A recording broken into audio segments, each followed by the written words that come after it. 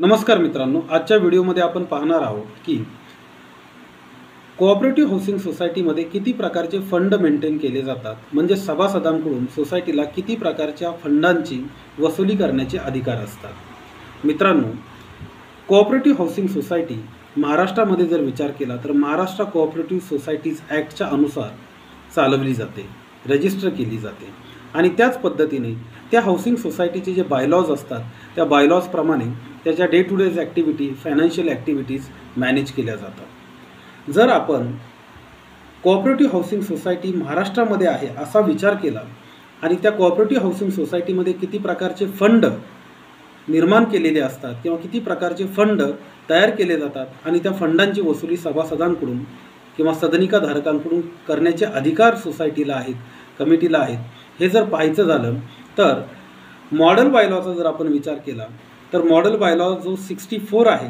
त्यामध्ये रिपेअर आणि मेंटेनन्स फंडाबद्दल बोललं गेलेलं आहे। रिपेअर आणि मेंटेनन्स फंड जे असतात ते जे रिकरिंग मेंटेनन्सेस जे असतात, रिपेअर्सच्या ॲक्टिव्हिटीज ज्या असतात, वारंवार कराव्या लागणाऱ्या ज्या दुरुस्त्या असतात, देखभाल दुरुस्ती असते, त्या देखभाल दुरुस्तीसाठी निर्माण केला गेलेला फंड आहे। रिपेअर अँड मेंटेनन्स फंड जो आहे तो 0.75% of the construction cost of that particular flat per annum प्रमाणे आकारला जातो। म्हणजेच काय, जर एखाद्या फ्लॅटची कन्स्ट्रक्शन कॉस्ट 10 लाख रुपये जर पकडली तर 0.75% वार्षिक, म्हणजेच 10 लाखाची जर 0.75% आपण कॅल्क्युलेट केले तर 7,500 रुपये वार्षिक प्रमाणे repair and maintenance fund cooperative housing सोसायटीमध्ये आकारला जाऊ शकतो। सिंकिंग फंड जे असतात हे सिंकिंग फंड लॉंग टर्म रिपेअरसाठी वापरले जातात। म्हणजे सोसायटीमध्ये अशी जे काही देखभाल दुरुस्ती असेल किंवा रिप्लेसमेंट्स असतील ज्या लॉंग टर्मने किंवा खूप दीर्घ कालावधीनंतर कराव्या लागू शकतात। उदाहरणार्थ जर मेकॅनाइज पार्किंग बसवलेले असतील तर मेकॅनाइज पार्किंग जे असतात ते लॉंग टर्मसाठी बसवलेले असतात। लिफ्ट्स ज्या असतात त्या लॉंग टर्मसाठी कार्यरत असतात। अशा ज्या लिफ्ट्स आहेत किंवा मेकॅनाइज पार्किंग्स आहेत किंवा इतर काही लॉंग टर्म रिपेअरच्या गोष्टी आहेत ज्या दीर्घ काळानंतर आपल्याला रिप्लेस कराव्या लागू शकतात, बदलाव्या लागू शकतात, अशा प्रकारच्या रिप्लेसमेंटसाठी किंवा दुरुस्तीसाठी हा सिंकिंग फंड निर्माण केलेला असतो। सिंकिंग फंड हा 0.25% of the construction cost of the flat per annum बेसिसवरती आकारला जाऊ शकतो। उदाहरणार्थ जर एखाद्या फ्लॅटची कन्स्ट्रक्शन कॉस्ट आपण 10 लाख रुपये पकडली तर त्याच्या 0.25% पर ॲनम म्हणजे 2,500 रुपये वार्षिक याप्रमाणे त्या सदनिकाधारकाला sinking fund cooperative housing society आकारू शकते। एज्युकेशन अँड ट्रेनिंग फंड जो आहे हा ₹10 पर युनिट प्रमाणे आकारला जाऊ शकतो। याच्यामध्ये कोऑपरेटिव्ह हाऊसिंग सोसायटीचे जे कमिटी मेंबर्स आहेत, ज्यांचे जे काही ट्रेनिंग्स असतील किंवा लीगल अवेअरनेस प्रोग्राम असतील किंवा सभासदांसाठी कोऑपरेटिव्ह हाऊसिंग सोसायटीला काही सेमिनार्स ठेवायचे असतील तर यासाठी हा एज्युकेशन अँड ट्रेनिंग फंड वापरला जाऊ शकतो। आणखीन एक महत्त्वाचा फंड आहे major repair fund. Major repair fund म्हणजे कॉमन एरियाजमध्ये तुम्हाला काही मेजर रिपेअर्स करायचे असतील किंवा बिल्डिंगचीच ओव्हरऑल काही दुरुस्ती करायची असेल तर अशा दुरुस्तीसाठी देखील cooperative housing society major repair fund सभासदांकडून वसूल करू शकते, असा फंड मेंटेन करू शकते। जर एखादी मोठी देखभाल दुरुस्ती आली तर ह्या मोठ्या देखभाल दुरुस्तीचा जो खर्च आहे तो रिपेअर अँड मेंटेनन्स फंडातून किंवा सिंकिंग फंडातून करणे शक्य नसते किंवा त्यामधून ती प्रोव्हिजन करता येत नाही, तेवढा खर्च त्यामधून भागत नाही, त्यामुळे त्यासाठी सोसायटीला मेजर रिपेअर फंड मेंटेन करणं गरजेचं असतं।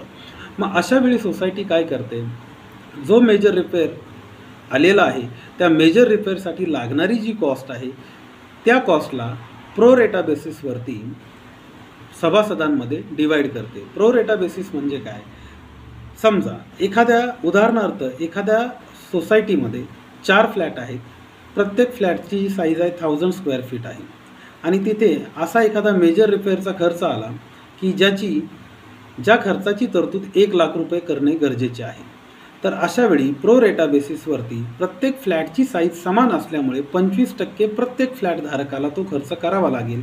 म्हणजेच प्रत्येक फ्लॅट धारकाला 25,000 रुपये कॉन्ट्रीब्यूट मेजर रिपेअर फंडामध्ये करावे लागतील। याला म्हणायचं प्रो रेटा बेसिस। हे उदाहरणार्थ सांगितलं।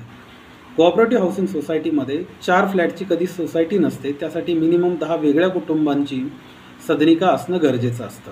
परंतु तुम्हाला हे समजण्यासाठी एक सोपं उदाहरण म्हणून हे सांगितलेलं आहे.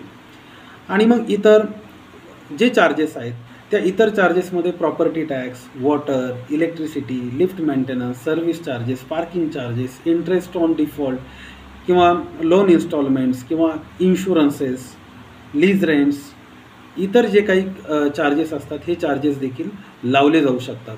परंतु फंड म्हटलं की repair and maintenance fund, major repair fund, sinking fund, education and training fund या 4 महत्त्वाच्या फंड्सचं कोऑपरेटिव्ह हाऊसिंग सोसायटीमध्ये आपल्याला प्रोव्हिजन ठेवावी लागते. आणि ही प्रोव्हिजन ठेवत असताना कोणते फंड हे ॲपोर्शन करत असताना, सभासदांमध्ये डिवाईड करत असताना त्याची विभागणी कशी केली जावी, त्याच्यासाठीचे वेगवेगळे क्रायटेरियाज असतात. उदाहरणार्थ जर वॉटर टॅक्स लावायचा असेल तर एखाद्या फ्लॅटमध्ये किती इनलेट्स आहेत वॉटरचे, त्यानुसार देखील सोसायटी ठरवू शकते की त्या फ्लॅटला किती वॉटर टॅक्स लावला जाऊ शकतो. म्हणजेच काय तर कोऑपरेटिव्ह हाऊसिंग सोसायटीमध्ये या सर्व गोष्टींचा विचार करून फंड मॅनेज केले जातात आणि मेंटेनन्स चार्जेस ठरवलेले असतात.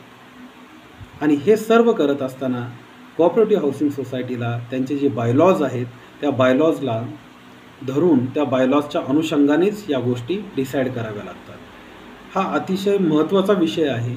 जेव्हा तुम्ही सदनिकाधारक म्हणून एखाद्या कोऑपरेटिव्ह हाऊसिंग सोसायटीचे सभासद होता आणि त्यावेळी मेंटेनन्स हा सगळ्यात मोठा डिस्प्युटेड मुद्दा सुरू होतो.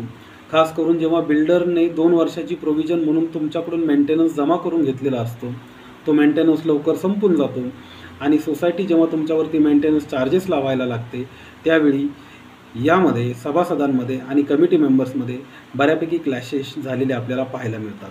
आजचा व्हिडिओ ही माहिती आपल्यापर्यंत पोहोचवण्यासाठी बनवलेला होता. ही माहिती तुम्हाला कशी वाटली हे व्हिडिओला कमेंट करून नक्कीच सांगा. व्हिडिओ आवडला तर लाईक करा, चॅनलला सबस्क्राईब करा आणि तुमच्या मित्रांमध्ये या व्हिडिओची लिंक शेअर करा. धन्यवाद.